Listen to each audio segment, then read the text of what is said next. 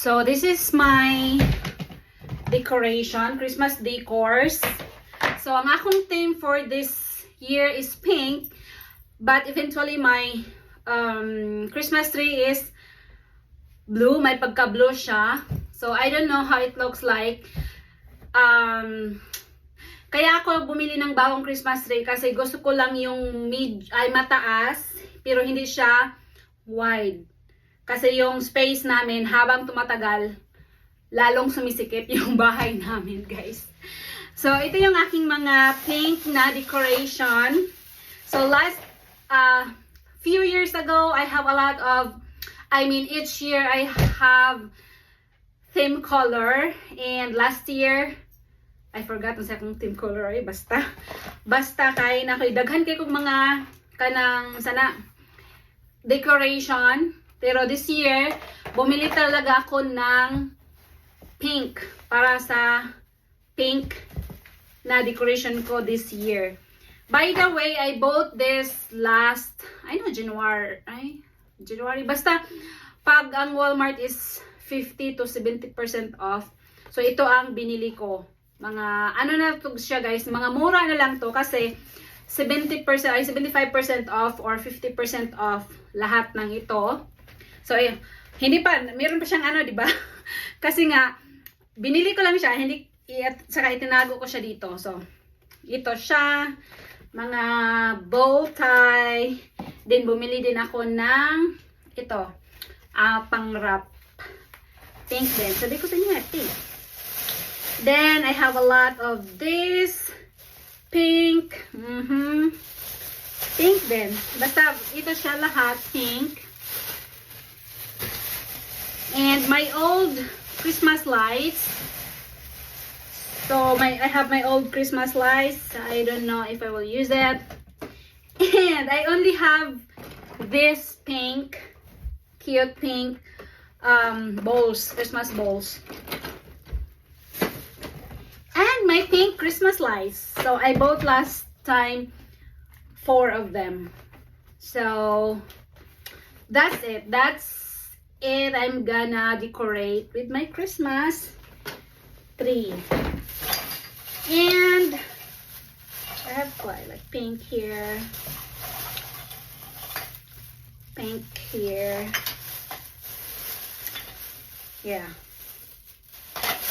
that's it, guys. So let's start decorating, okay? Simulan na natin ang pag-decorate. Inuna ko yung star. Itong star ko na to, guys, 6 na balik-balik na to. So, since pagdating namin dito, yan na ang ginagamit ko na star. So, di ba super worth it? Kasi 6 times na, 6 years na din. 5 years pa lang kami dito. Tapos, bali 6 na Christmas na kami dito sa Amerika, guys. Tapos, sinunod ko yung ribbon. Mas maganda pag yung ribbon is wide. Tapos itong poinsettia, napakaganda nitong poinsettia, guys. Kaso that time nung bumili ako, mga tira-tira lang itong mga binili ko last December, Kasi 75% off na tong mga binibili ko. Tapos napakamura na lang.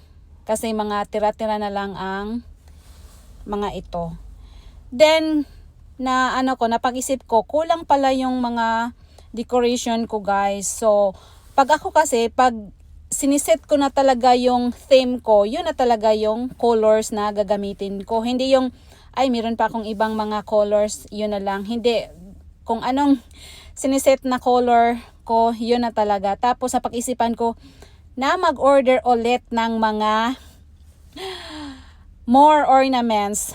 But this time, mura lang din kasi Black Friday sale. Tapos sa timo ko siya in order, hindi pa dumating. Kaya itong video na to, guys, merong part 2. So sa ngayon, ito lang muna. Tapos tinulungan ako ni Fiona na magkabit nitong mga ornaments.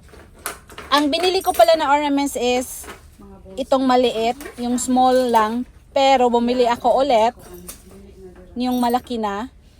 And Yung ano ko pala, yung mga lights ko, hindi ko nagamit sa Christmas tree yung pink na lights kasi meron na yung lights yung aking Christmas tree sa pagbili namin. So inilagay ko lang siya sa may bintana yung pink na Christmas tree. Yung other na Christmas lights, hanapan ko siya ng paraan kung saan ko siya i-display. So ayan, mabilis lang talaga pag may tutulong sa'yo.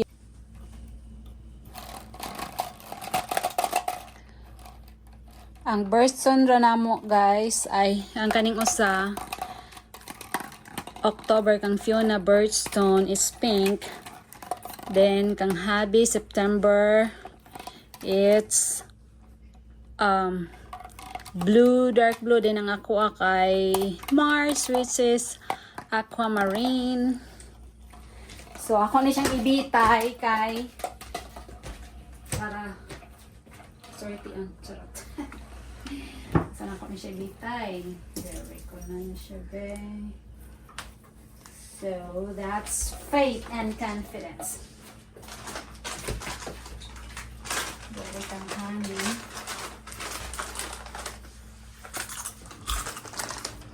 September. Ang ako is March. Here. Dili maklaro ang ako kay same of color sa kuan. Same of color sa Christmas tree. Nasa manibe. Ay, butang. Tinahak. Diin.